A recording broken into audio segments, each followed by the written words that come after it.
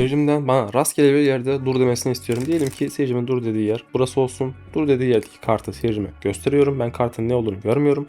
Ardından kartı tekrar eski yerine koyuyor ve üzerini kapatıyorum.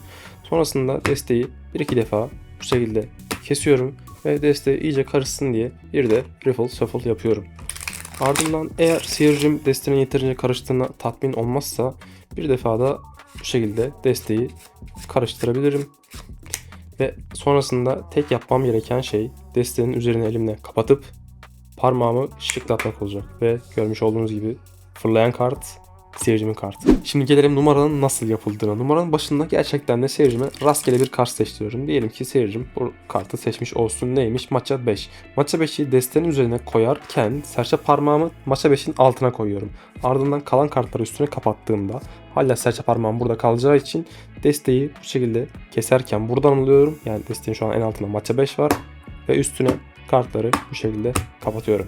Sonrasında yaptığım Riffle Shuffle hareketinde ise şu an maça 5 burada destenin altında. Sol elimden ilk kartı atacağım. Maça 5 burada olduğu için ilk kartı ben buradan attığımda destenin en altında hala maça 5 kalmış olacak gördüğünüz gibi. Ardından sonrasında yaptığım şu harekette ise bu harekette maça 5'i destenin en üstüne konumlandırmak istiyoruz.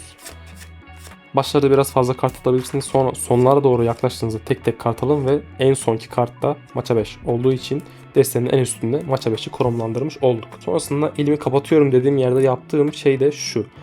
Baş parmağımla en üstteki kartı biraz aşağı kaydırıp yüzük parmağımla kartı şu şekilde büküp kartı büktüm. Ardından parmağımı şıklatarak kartı salmam aynı anda oluyor ve kart gördüğünüz gibi desteden bir miktar fırlıyor. Biraz daha düzgün yapacak olursak kart bu şekilde fırlıyor ve gördüğünüz gibi maça 5. Hadi eyvallah.